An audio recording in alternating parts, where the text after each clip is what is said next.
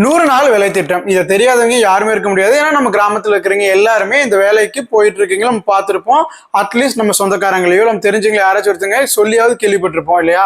இந்த 100 நாள் வேலை திட்டத்தோட பேர் பார்த்தீங்கன்னா Mahatma Gandhi national rural employment guarantee scheme அப்படிங்கிற இந்த MGNREGA அப்படிங்கிற இதுதான் இந்த 100 நாள் வேலை திட்டத்தோட பெயர். ஆனா இன்னைக்கு இதனோட பெயரை மாற்றி இருக்காங்க. என்ன அப்படின்னா VBG அதாவது Viksit Bharat guarantee for Rozgar and Ajeevika mission அப்படின்னு சொல்லிட்டு VBG பேரை மாத்திருக்காங்க. பேரை மட்டும் தான் மாத்திருக்காங்களா அப்படின்னா இல்ல, அதுக்கு கீழே நிறைய ப்ரொவிஷன்ஸ், அதுக்கு கீழே வரக்கூடிய ப்ரொவிஷன்ஸ்லயும் நிறைய சேஞ்சஸ் கொண்டு வந்திருக்காங்க. கிட்டத்தட்ட 7 மிக முக்கியமான சேஞ்சஸ்.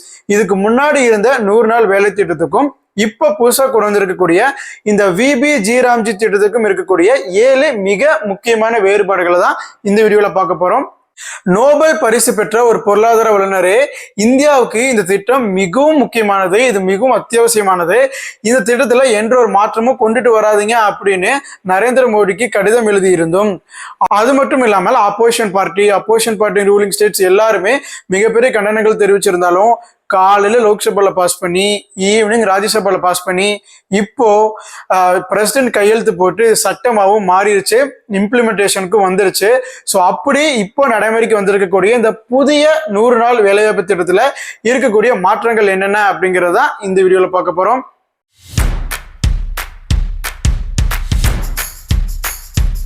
Change number 1.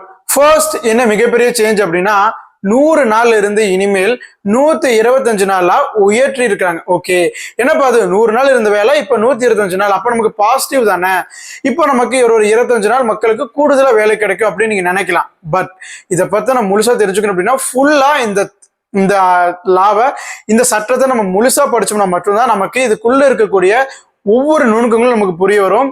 மேலோட்டமா பார்த்தா நமக்கு இது நல்லதா இருக்க மாதிரி தான் தோணலாம். ஃபர்ஸ்ட் சேஞ்ச் 100 நாள்ல இருந்து 125 நாளா மாத்திட்டாங்க. Change number 2. இது செகண்ட் சேஞ்ச் எதுக்கு அப்படின்னா ஃபண்டிங். அதாவது இதுக்கு முன்னாடி இப்போ ஒவ்வொரு ஸ்டேட்ல இருக்கக்கூடிய இந்த 100 நாள் வேலை திட்டத்துல வேலை பார்க்குற மக்களுக்கு பாத்தீங்கன்னா அவங்களுடைய கூலி அப்படிங்கிறது மத்திய அரசு கிட்ட இருந்தது மட்டும்தான் அவங்களோட கூலி அப்படிங்கிறது வரும். ஸோ அதுக்கான ஃபுல் ரெஸ்பான்சிபிலிட்டி பாத்தீங்கன்னா சென்ட்ரல் கவர்மெண்ட் கீழே தான் இருந்துச்சு. அவங்க தான் அதுக்கான ஃபண்டிங்கை கொடுக்கணும், அவங்களுக்கு கொடுக்கக்கூடிய வேஜஸ் பிளஸ் அதுக்கு அந்த வேலை வாய்ப்புக்கு தேவைப்படுற மெட்டீரியல்ஸ். ஃபார் எக்ஸாம்பிள் இப்போ ரோடு போடுறாங்க அப்படின்னா அந்த வேலை பார்க்குற ஆட்களுக்கான கூலியை சென்ட்ரல் கவர்மெண்ட் முழுசா வழங்கிடும். அந்த தேவைப்படுற பொருட்கள் இப்போ கல், மண், ஜல்லி, தார்லாம் வாங்கணும் பார்த்தீங்களா, அந்த பொருட்களுக்கான செலவு மெட்டீரியல்ஸ்க்கான காஸ்ட்ல 75% மத்திய அரசும் 25% மாநில அரசும் பார்த்துட்டு இருந்தாங்க. இதுதான் ஃபர்ஸ்ட் இருந்த அந்த மகாத்மா காந்தி வேலைவாய்ப்பு திட்டத்தின் கீழ் வரக்கூடிய ரூல்ஸ். ஆனா இப்ப புதுசா மாத்திருக்கக்கூடிய இந்த VBG திட்டத்துக்கு கீழே என்ன கொண்டு வந்திருக்காங்க அப்படின்னா எல்லாத்துலயுமே 60% மட்டும்தான் மத்திய அரசு பார்த்துக்கும், ரிமைனிங் 40% ஸ்டேட் கவர்மெண்ட் தான் ஏத்துக்கணும் அப்படின்னு சொல்லியிருக்காங்க. அதாவது அந்த நபர்களுக்கு மக்களுக்கு கொடுக்கக்கூடிய கூலியிலையும் 60% மட்டும்தான் மத்திய அரசு கொடுப்பாங்க, ரிமைனிங் 40% நமக்கு மாநில அரசு தான் கொடுக்கணும். அது போக இந்த மெட்டீரியல்ஸுக்கான தேவைப்படுற காஸ்ட்ல இருக்கு பாத்தீங்களா, திங்ஸுக்கான காஸ்ட், அதுலயும் 60% தான் மத்திய அரசு கொடுப்பாங்க, மீது 40% நமக்கு ஸ்டேட் கவர்மெண்ட் அதாவது மாநில அரசு தான் கொடுக்கணும் அப்படிங்கிற இந்த ஒரு சேஞ்சஸ் கொண்டு வந்திருக்காங்க. ஸோ இதனாலதான் எல்லா அப்போசிஷன் ரூலிங் பார்ட்டிஸும் இதுக்கு எகென்ஸ்டா எதுக்குறாங்க. ஏன்னா ஆல்ரெடி மாநிலங்களுக்கு இருக்கக்கூடிய அந்த பொருளாதார சுமை அப்படிங்கிறது ரொம்பவே அதிகம்.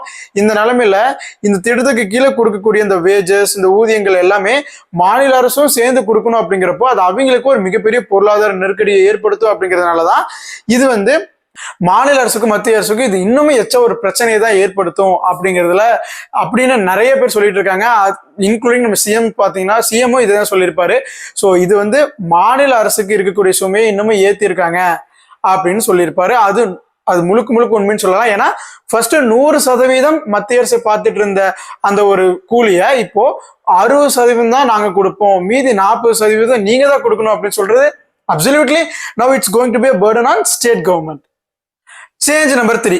மூணாவது மிகப்பெரிய மாற்றம் என்ன அப்படின்னா 60 நாட்கள் பாஸுங்க. அதாவது நம்ம எப்படி வீடியோ பார்க்குறப்ப பாஸ் பண்ணி வைக்கிறோம்ல அந்த மாதிரி இந்த வேலையில 60 நாள் இடையில கட்டாயம் வேலையே நடக்காது. அது எந்த 60 நாள் அப்படின்னா அது பாத்தீங்கன்னா அந்த கிராம தலைவர்கள் பஞ்சாயத்து தலைவர்களும் சூஸ் பண்ணிக்கலாம். அதாவது ஒன்னா இந்த அக்ரிகல்ச்சர் இந்த நடவெல்லாம் நட்டு முடிச்சு நம்ம அறுவடை பண்ணுவோம் பாத்தீங்களா, அந்த அறுவடை காலத்துல ஒன்னா அந்த 2 மாசம் ஓகேங்களா, இல்லையா இந்த விதை எல்லாம் போட்டு வைக்கிறோம், விதை போட்டு நாத்து நடுற அந்த சமயத்துல ஒன்னா நம்ம நெல் விதைக்கிற அந்த காலத்துல இல்லைன்னா அறுவடை பண்ற அந்த காலத்துல, இந்த ரெண்டு ஏதோ ஒரு பீக் அக்ரிகல்ச்சரல் ஆக்டிவிட்டி நடக்கக்கூடிய அந்த டைம்ல ஒரு 60 நாள் பாத்தீங்கன்னா இந்த 100 நாள் வேலை திட்டத்துக்கு கீழே வேலை அப்படிங்கிறது இருக்காது. காரணம், ஏன்னா எல்லா ஆட்களும் பாத்தீங்கன்னா இந்த மாதிரி 100 நாள் வேலை திட்டத்துக்கே போயிடுறாங்க, எங்களுக்கு அக்ரிகல்ச்சரல் ஆக்டிவிட்டிஸ்க்கு ஒர்க்கர்ஸே கிடைக்க மாட்டேங்கிறாங்க அப்படின்னு ஃபார்மர்ஸ் கொடுத்த ஃபீட்பேக்கை ஒரு சஜஷனா எடுத்துக்கிட்டு தான் இந்த ஒரு இதை இம்ப்ளிமெண்ட் பண்ணியிருக்காங்க.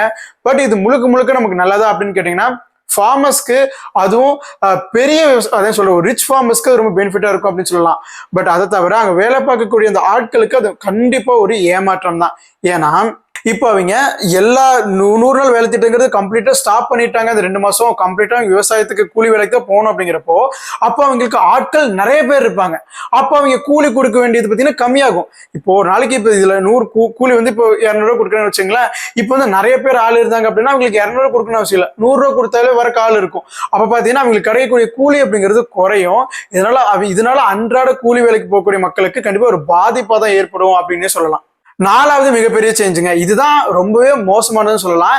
இதுக்கு முன்னாடி டிமாண்ட் டிரைவன், இப்போ சப்ளை டிரைவன். அதாவது டிமாண்ட் அப்படின்னா இப்போ நம்ம ஊர்ல ஒவ்வொரு குடும்பத்துக்கும் ஒருத்தருக்காவது இந்த வேலை கொடுப்பாங்க.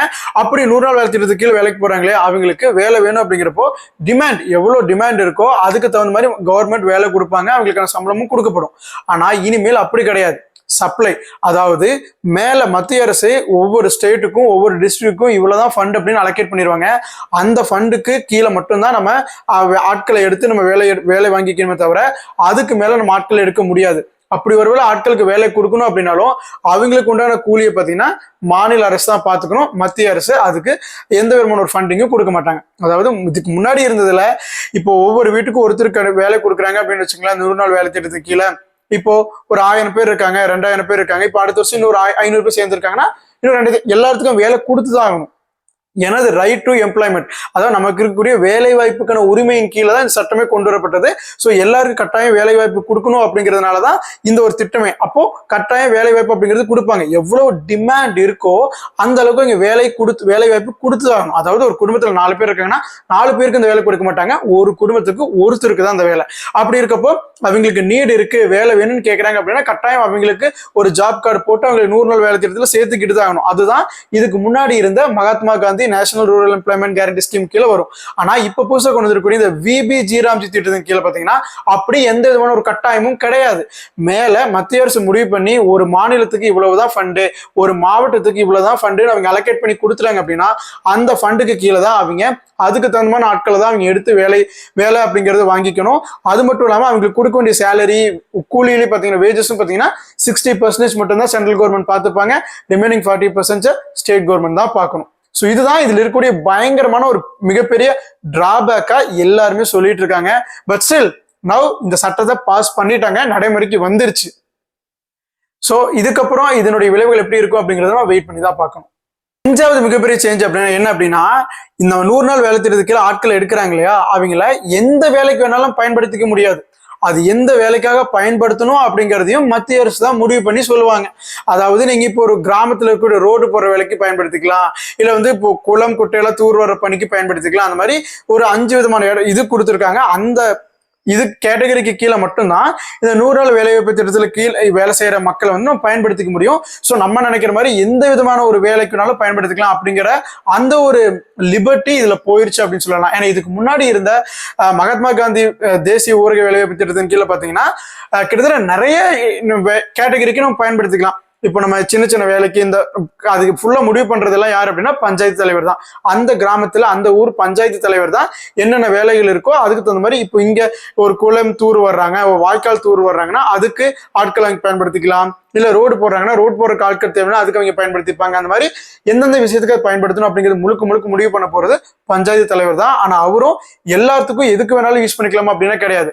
சென்ட்ரல் கவர்மெண்ட் இந்த புதுசா போட்டிருக்கக்கூடிய திட்டத்தின் கீழே இந்த 5 கேட்டகரிக்கு தான் பயன்படுத்தணும்னு கொடுத்துருக்காங்க. ஸோ இந்த 5 கேட்டகரி கீழே மட்டும்தான் நாம அவங்கள பயன்படுத்திக்க முடியும்.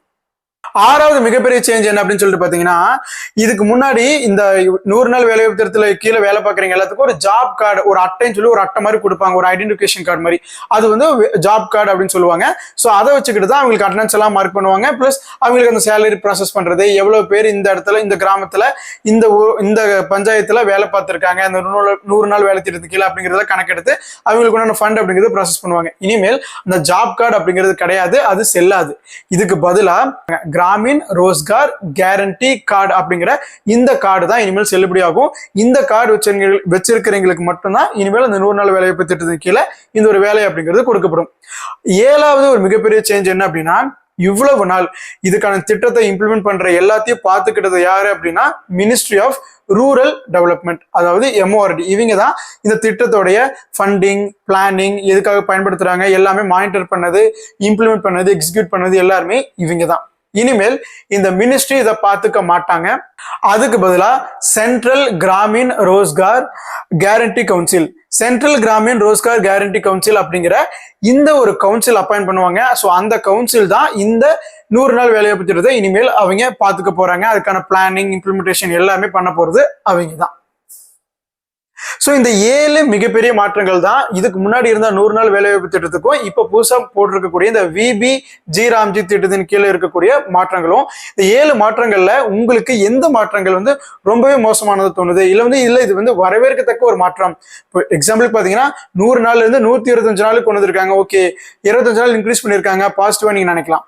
பட் அதுல நீங்களே நினைச்சு பாருங்க, ஒரு வருஷத்துல 365 நாள், அதுல 125 நாள் நமக்கு வேலை கொடுக்குறாங்க அப்படின்னா அதுல 60 நாள் கட்டாயம் பாஸ். அப்போ ஒரு 2 மாசம் 3 மாசம் கிட்ட உங்களுக்கு பாஸ் ஆயிருமா இந்த காலத்துல எல்லாம்? அது போக மற்ற நாட்கள் எல்லாம் பாத்தீங்கன்னா நார்த் இந்தியா சைட்லாம் ரொம்பவே கிளைமேட் மோசமா இருக்கும், வெதர் மோசமா இருக்கும், மழை பெய்யும், புயல் அடிக்கும். அப்பெல்லாம் யார் வேலைக்கு வருவா, என்ன வேலை நடக்க போகுது? ஸோ அவங்களுக்கு வேலையே கொடுக்க முடியாது. ஸோ கிட்டத்தட்ட 125 நாள் பேருக்கு சொல்றாங்க, ஆனா உண்மையாலுமே 125 நாள் அவங்களுக்கு வேலை கொடுப்பாங்களா அப்படிங்கிறதும் கிடையாது. ஏன்னா இப்போ டிமாண்ட் டிரைவன் கிடையாது. எவ்வளவு டிமாண்ட் இருக்கோ அதுக்கு தகுந்த மாதிரி அவங்க வேலைக்கு ஆட்களை எடுத்து போட போறது இல்லை. அவங்களுக்கு எவ்வளவு சப்ளை, அவங்களுக்கு எவ்வளவு ஃபண்ட் அலோகேட் பண்ணியிருக்காங்க, எவ்வளவு பேருக்கு கொடுக்கணும்னு அங்க அவங்களுக்கு அலாட்மெண்ட் இருக்கோ அவங்களுக்கு மட்டும்தான் இங்க வேலை வாய்ப்பு கொடுப்பாங்க. ஸோ அப்படி இருக்கப்போ கட்டாயம் எல்லாத்துக்கும் 125 நாள் வேலை கிடைக்கும் அப்படிங்கிறதும் உத்தரவாதம் அப்படிங்கிறது கிடையாது. ஸோ நம்ம அதை மட்டும் ஒரு மேலோட்டமா பார்த்துட்டு ஓகே 100 நாள் இருந்து இப்போ 125 நாள் இன்க்ரீஸ் பண்ணிட்டாங்க அப்படின்னு நினைச்சா நமக்கு ஒரு நல்லதா, ஒரு பாசிட்டிவா தான் தெரியும். பட் உள்ளுக்குள்ள இருக்கக்கூடிய எல்லா ப்ரொவிஷன்ஸையும், எல்லா சேஞ்சஸையும் படிச்சு பார்த்தா தான் நமக்கு தெரியும், இல்ல இதுல பாசிட்டிவ்ஸ் நிறைய இருக்கா இல்ல நெகட்டிவ்ஸ் நிறைய இருக்கா அப்படிங்கிறது. ஸோ பட் இந்த புது 100 நாள் வேலைவாய்ப்பு திட்டத்தை பற்றி நீங்க என்ன நினைக்கிறீங்க அப்படிங்கிறது கமெண்ட்ல சொல்லுங்க. இந்த மாதிரியான டெய்லி கரண்ட் அஃபேர்ஸ்க்கு நம்ம ஜிகே பைட்ஸை சப்ஸ்கிரைப் பண்ணிக்கிங்க. Stay updated with GK bytes.